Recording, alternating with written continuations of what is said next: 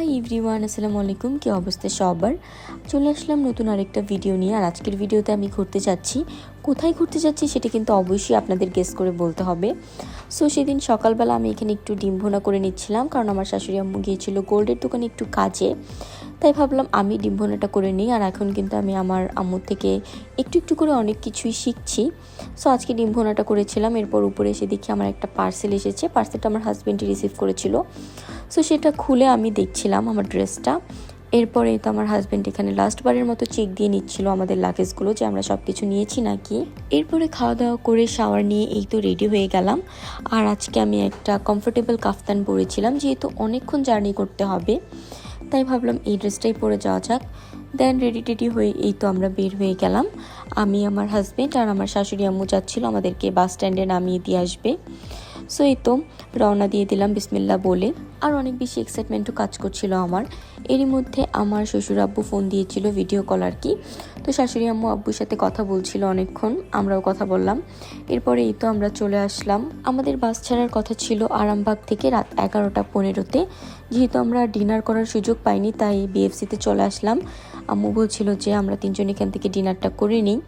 তো বিএফসিতে আসার পরে এই তো এখানে দেখছিলাম কি কি অর্ডার দেওয়া যায়। দেন আমার হাজব্যান্ড আর আমার আম্মুর পছন্দ মতো আমরা এখানে অর্ডার দিয়ে দিলাম। এরপরে এই তো এখানে আমরা বসে বসে খাবারের জন্য ওয়েট করছিলাম আর গল্প করছিলাম। আর এই তো আমাদের খাবারও চলে আসছে। তো আমরা এখানে অর্ডার দিয়েছিলাম, আমি একটা বার্গার অর্ডার দিয়েছিলাম, আমার হাজব্যান্ডও বার্গার নিয়েছিল।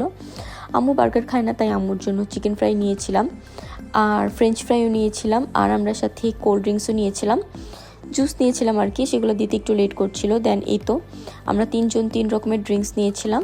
সো সেগুলোও চলে আসলো। সো আমরা এখান থেকে গল্প করতে করতে খাওয়া দাওয়াটা করে নিলাম। আর খাওয়া দাওয়া শেষ করে এরপরেও অনেক টাইম বেঁচে ছিল।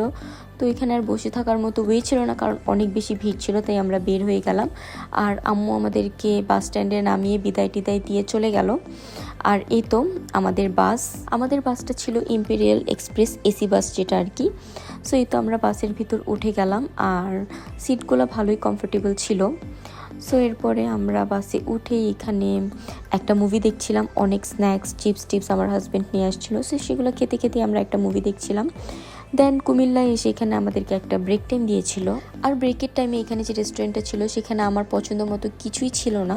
আর আমার একদমই কিছু খেতেও ইচ্ছে করছিল না, তাই আর না খেয়ে একটু হাঁটাহাঁটি করলাম। দেন এই তো আবার বাসে উঠে বসলাম।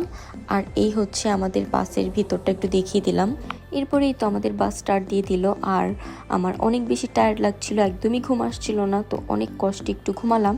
ঘুম থেকে উঠে দেখি এই তো সকাল হয়ে গিয়েছে। আর সকালের ওয়েদারটা সবসময়ের মতো অনেক বেশি সুন্দর ছিল। আর অনেক বেশি খুশি লাগছিল যে ফাইনালি আমরা পৌঁছে গিয়েছি। আর এই তো এই পাহাড়গুলো দেখে একদম মন ভালো হয়ে গিয়েছিল। সো এই তো আমরা আমাদের গন্তব্যে চলে আসছি। আর আজকের ব্লগটা আমি এ পর্যন্তই দিব।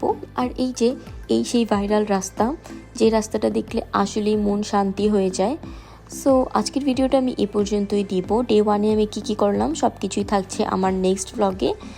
সো সেটা দেখার জন্য কিন্তু অবশ্যই আমার চ্যানেলের পাশেই থাকতে হবে। আজকের মতো এ পর্যন্তই, দেখা হবে নেক্সট ব্লগ ভিডিওতে। সে পর্যন্ত সবাই ভালো থাকবেন, সুস্থ থাকবেন। টাটা।